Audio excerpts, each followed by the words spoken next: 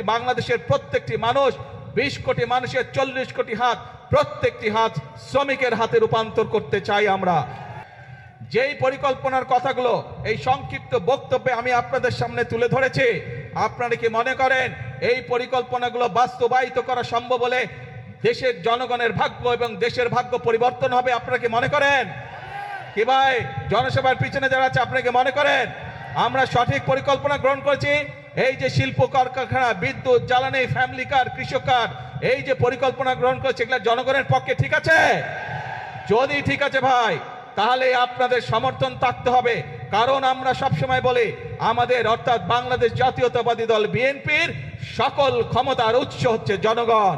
জনগণের সমর্থন থাকলে আমরা প্রত্যেকটি জনগণের স্বার্থে যতগুলি কর্মসূচি সবগুলো ইনশাআল্লাহ আল্লাহর রহমতে আমরা বাস্তবায়ন করতে সক্ষম হব। আসুন আজকের এই জনসভায় আমরা যেভাবে আজকে দুস্থ মানুষকে সহযোগিতা করে যে সাহায্য দিয়েছি, এই সাহায্য এবং সহযোগিতাকে আমরা পরিবর্তন করতে চাই কর্মসংস্থানের মাধ্যমে।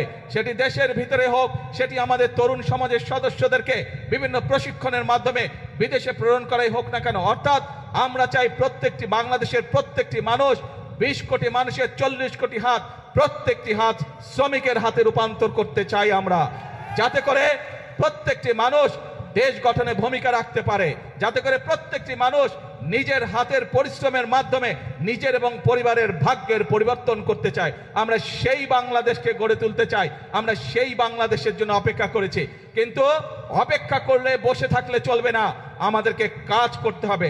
আমাদের ফসলের উৎপাদন বৃদ্ধি করতে হবে, আমাদেরকে মিল কারখানা স্থাপনের মাধ্যমে আমাদেরকে কর্মসংস্থান এবং শিল্পের বিপ্লব আমাদেরকে ঘটাতে হবে। প্রিয় ভাই বোনেরা, আসুন আজকের এই জনসভায় আমরা সেই শপথ গ্রহণ করি, সেই প্রতিজ্ঞা গ্রহণ করি যে বাংলাদেশের মানুষ আর বিভ্রান্ত হবে না বিভ্রান্তকারীদের কোন রকম প্ররোচনায়। বাংলাদেশের মানুষ এখন সামনের দিকে যাবে, বাংলাদেশের মানুষ নিজেদের ভাগ্যের পরিবর্তন করবে, বাংলাদেশের মানুষ একই সাথে তার দেশের ভাগ্যের পরিবর্তন করবে। এবং সেই জন্যই আমরা বলি করব কাজ, করব দেশ, সবার আগে করব কাজ, করব দেশ, ইয়েস, সবার জন্য বাংলাদেশ। আজকে তাহলে এই পর্যন্ত থাকলো। আপনারা নিশ্চয়ই খেয়াল করেছেন, 1 মিনিট ভাই, স্লোগান দিস না ভাই, স্লোগান দিস না, কথা শুন ভাই, কথা বলতে দে, শান্ত হয়ে বস।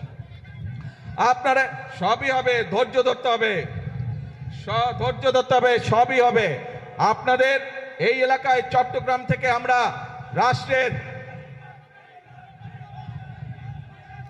ভাই সময় লাগবে তো বেরিবাদ নাকি?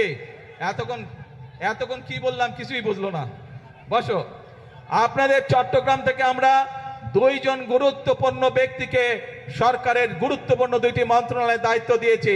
একটি হচ্ছে অর্থ মন্ত্রণালয় আর একটি হচ্ছে স্বরাষ্ট্র মন্ত্রণালয়।